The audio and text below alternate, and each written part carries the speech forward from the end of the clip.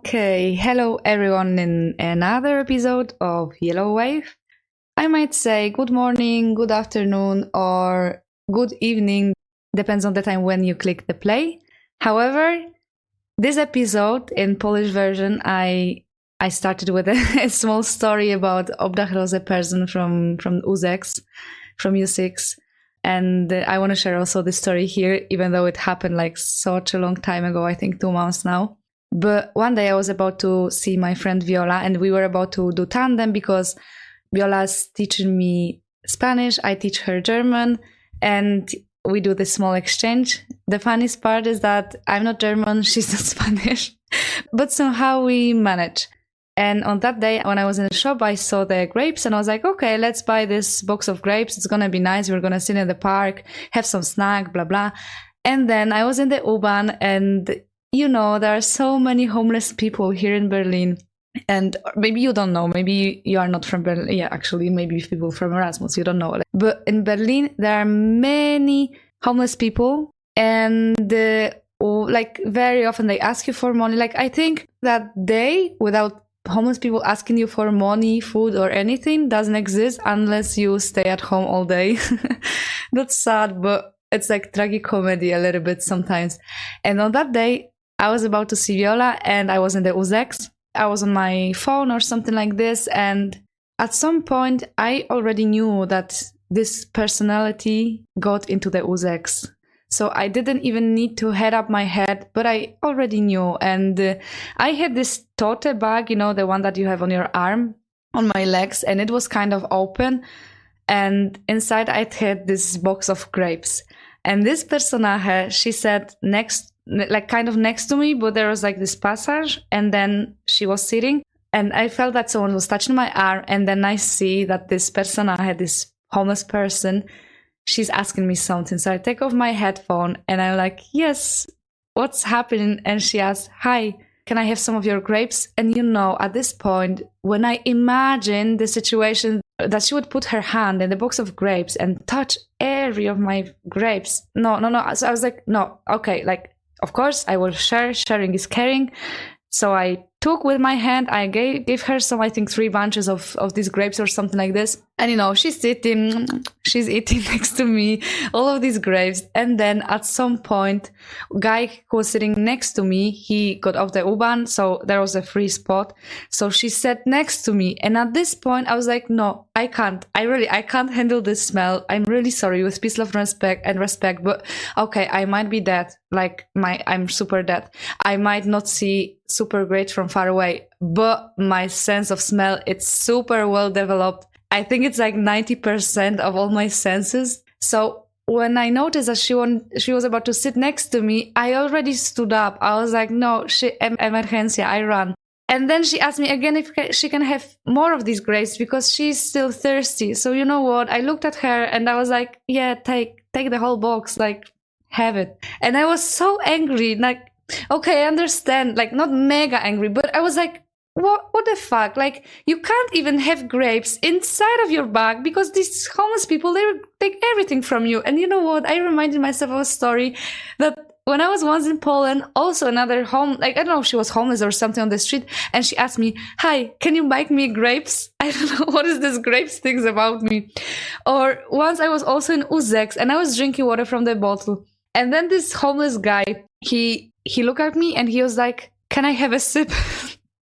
Yes, I don't know why this, I don't know what is the reason, but okay, like with peace, love, and respect, maybe she wasn't eating the whole day, but I was like, shit, these grapes we were about to have for tandem, and what is that? But anyway, this is the small introduction, and today's episode is gonna be about puzzles. Puzzles. I don't know if in English you pronounce puzzles. Okay, let's say puzzle. In Polish we say puzzle. I think in Spanish maybe also. And in this episode I'm going to speak about people.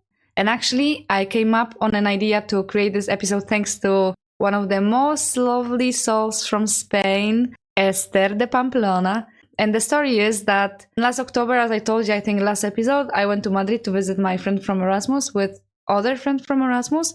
The 3 of us met there, and then at some point Aga was like, yeah, I want to make a tattoo, blah blah. And then Esther said to us that she also has an idea of a tattoo, and she would like to tattoo a small puzzle because she thinks that every person that she met in her life that was playing or is playing significant role for her is like a puzzle of her personality. And I like this idea so much that I was like, shit, why I never came up on this idea? This is so great. But of course, I'm not gonna do the same because zero means zero. So I'm not gonna copy. But thanks to Esther, we have this episode. And today's episode, Puzzle, is going to be about people, about what kind of people I want to have in my life, or I already have in my life, or what I find attractive about people, and what kind of people are creating my small simulation, and also my personality as Marta Knasiak. And in the beginning, I would like to start with the fact that people, as I told you in the previous episode, I think that people are playing a really significant role in my life.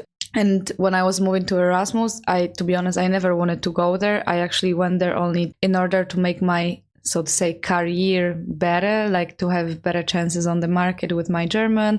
And also I couldn't imagine myself in a position where I should like speak with German native speakers without never doing this before.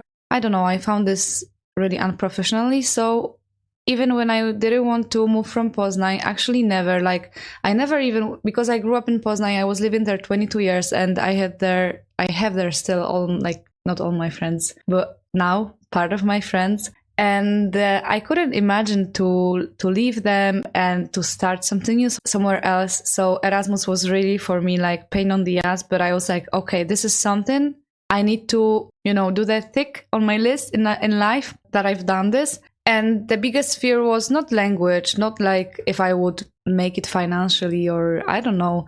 The biggest fear was if I'm going to meet people with the same vibe as me. And yeah, you might say, of course, everyone is going on the Erasmus because they want to meet new people, go partying, blah, blah, blah. And yes, this is super obvious now. But when I look at this from the perspective 3 years ago, oh my God, 3 years ago, sorry, 3 years ago, I've never had this thought in my head because the only reason why I wanted to go was the German language. And this is so ridiculous, but it was this.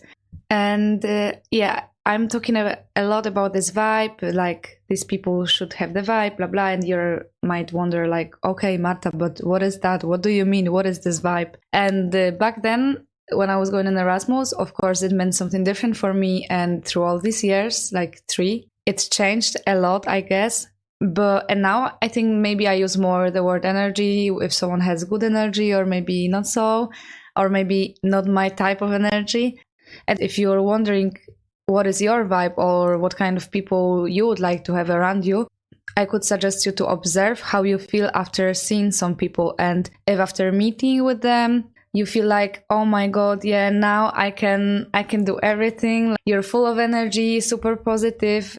Even when you met this person because you wanted to complain about something, I don't know, you can't find an apartment or like girlfriend doesn't want to be with you anymore or your relationship ended or something like this. But even after seeing this person only to complain about something, you feel like, wow, I have more energy to do this and this, then this is a good sign. But if after a meeting you feel drained, that you don't have energy to do something, or you feel like mega lame, like what was that? Or you're asking yourself, maybe I said something wrong or something like this.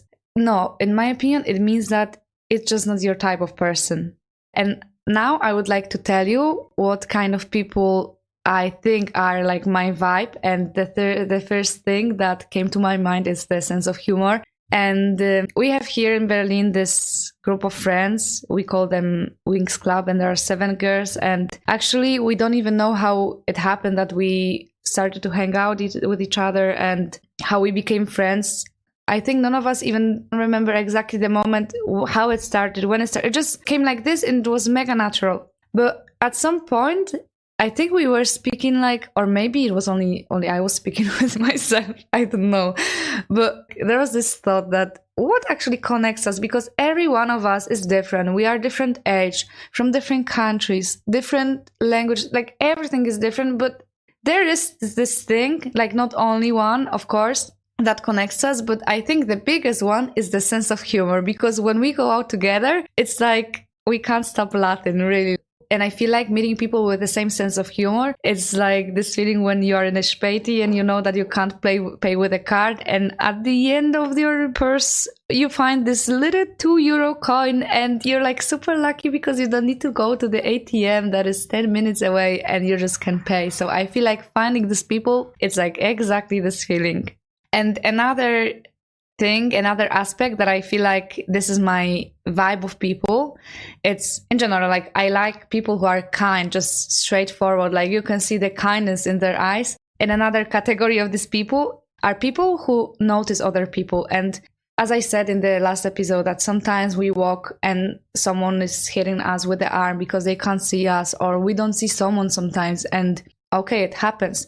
But for instance, when we have this situation that we hit someone accidentally because we're in such a rush and we didn't even turn around to say, sorry, I didn't want to, then I feel like it's rude. And this is like lack of the ability of noticing other people. And I remember there was one situation where we went out to the Mauer Park. I think it was like 3 months ago or something like this.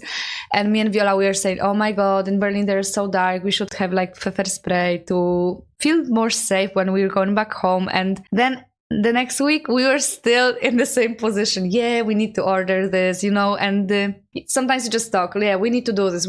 And then you never do this. It's like when you have this WhatsApp group of your friends and you're always saying, yeah, let's go there for holidays. And this never happens. It's like this feeling. And another week we went to the bar, and then Husam, the boyfriend of Viola, he also came. And we were speaking again about this, that we want to order. And imagine, he just took the phone, he checked, he was like, this one is okay. We were like, of course. He ordered, and then poof, we got the pepper spray. And you know what? It's not about this, because of course it's not complicated to do, like order and voila, done. It's about the fact that someone just took this phone, did this for you, and just saw you, like I felt noticed. And of course, like, it's Viola's boyfriend, but he could also order only for Viola, no? Like at the end of the day, people also do this, that people also are behaving like this. But I don't know, my heart melted, such a small thing. Really, like, so little means so much in life. So if you have people that just notice you as you are, keep them.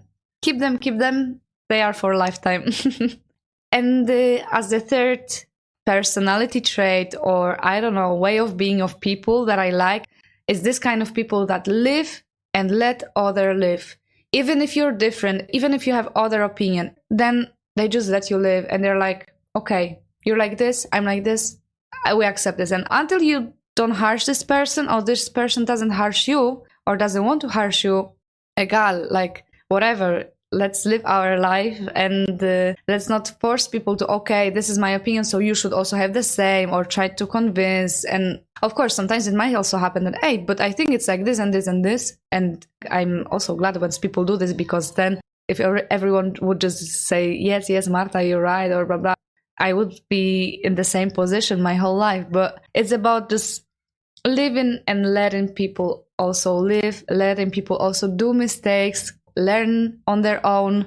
And as an example of this too, so that you understand me more clearly, I have this situation from school, for instance. I guess everyone had something like this, that you had the homework, and the person from your class, they asked if they can also like write from you the homework, like copy this. And for me, unless it was like, I don't know, essay or something, that of course you can't copy essay, because then we're both fucked. But when it's like math Aufgabe, like math task, or chemistry or physics, whatever, something that doesn't involve any creativity and it's not personal, then egal, you can do this. And okay, like I worked harder because I needed to give the solution and, resolve this task. But at the end of the day, I learned something new, and you just need to copy. So why would I harsh you? Like, take it, it's okay.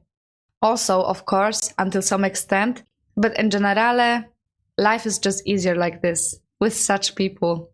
And yeah, leaving the subject of vibe behind, because I think I spoke already enough about this. I know also that if you feel 100% good with yourself, you shouldn't have this feeling that you need other people in your life or something like this. I heard this a lot, like, if you're 100% good, you don't need anyone. No, like really, I disagree. I put my hand on the desk. I disagree, because we as people, we are social animals, and we feel better in a group. We feel better when we have someone that we can count on or something like this.